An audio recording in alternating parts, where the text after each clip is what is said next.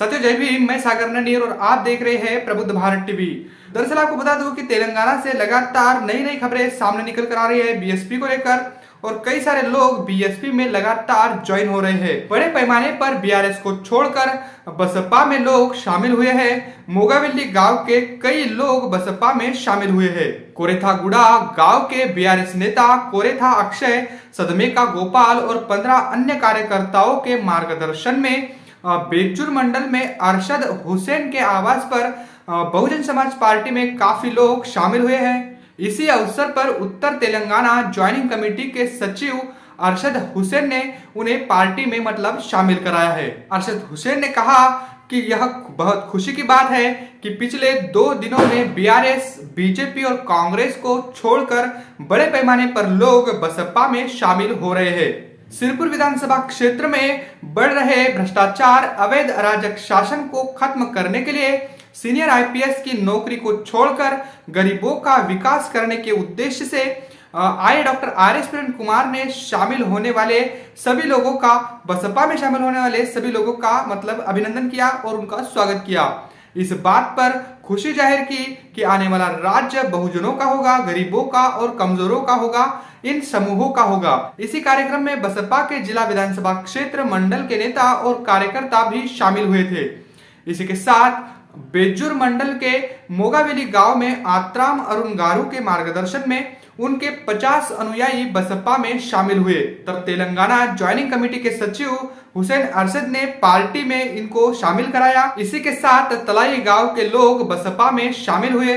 बेज्जुर मंडल के तलाई गांव के पनेम भीमया अपने 20 अनुयायियों के साथ बसपा में शामिल हुए। उत्तर तेलंगाना ज्वाइनिंग कमेटी के जो सदस्य हैं वह अरशद हुसैन ने, इन्होंने ही उनको पार्टी में शामिल कराया और उनको पार्टी की सदस्यता दी। लगातार सिरपुर से बड़ी बड़ी न्यूज जो है वो सामने निकल कर आ रही है। कई सारे बीआरएस को छोड़कर कई लोग बीएसपी को ज्वाइन कर रहे हैं। साथ ही कांग्रेस, भाजपा, इन लोगों को भी छोड़कर, इन पार्टियों को भी छोड़कर बीएसपी में शामिल हो रहे हैं। ये डॉक्टर आर.एस. प्रवीण का ही कमाल है कि उनके बढ़ती लोकप्रियता का ही कमाल है कि बसपा में काफी लोग ज्वाइन हो रहे हैं, बसपा में शामिल हो रहे हैं। आपको बता दूं कि डॉक्टर आर.एस. प्रवीण कुमार जब से उन्होंने अपनी नौकरी से इस्तीफा दिया है तभी से वो बहुजन समाज को एकजुट करने के लिए जमीनी स्तर पर उतरकर पार्टी को मजबूत करे हुए हैं। इसी के साथ आपको बता दूं कि पिछले कुछ महीने पहले भी बसपा सुप्रीमो ने वहां पर खुद अपनी जनसभा को संबोधित किया और वहां पर डॉक्टर आर.एस. प्रवीण कुमार को अपना तेलंगाना में पार्टी की ओर से मुख्यमंत्री पद का उम्मीदवार भी उनको घोषित किया, दावेदार घोषित किया।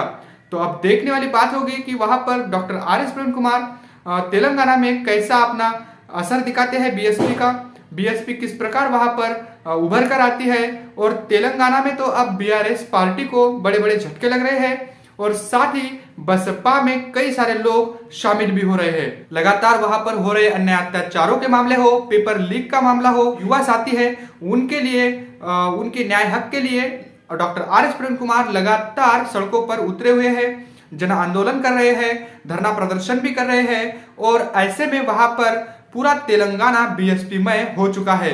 वहां पर बीएसपी के बढ़ते जनाधार को देखते हुए ही तेलंगाना के जो मुख्यमंत्री है केसीआर, इन्होंने कभी संविधान को बदलने और उसमें संशोधन करने की बात कही थी। आज वही केसीआर बाबा साहब के नाम का गुणगान कर रहे हैं, बाबा साहब के संविधान को सर्वोपरि मान रहे हैं। साथ ही वहां पर उन्होंने बाबा साहब का 125 फीट से ऊंचा स्टैचू लगा दिया और साथ ही वहां के सचिवालय को बाबा साहब का भी नाम दे दिया। तो ये सभी बीएसपी के बढ़ते जनाधार को देखते हुए और अपने वोट को, अपने राजकीय वजूद को बचाने के लिए वो काफी सारी नाटकबाजी भी वहां पर कर रहे हैं। वैसे तेलंगाना में डॉक्टर आर.एस. प्रवीण कुमार के नेतृत्व में बीएसपी जो बढ़ रही है, इसको लेकर आप क्या सोचते हैं? और डॉक्टर आर.एस. प्रवीण कुमार ने जो इतनी बड़ी नौकरी छोड़कर बसपा में शामिल हुए हैं, इसको लेकर आप क्या सोचते हैं? और वहां पर बीएसपी कैसा प्रदर्शन दिखाएगी, इसको लेकर भी आप क्या सोचते हैं? कमेंट करके हमें जरूर बताइए। मिलते हैं अगली रिपोर्ट में, तब तक के लिए जय भीम, जय भारत।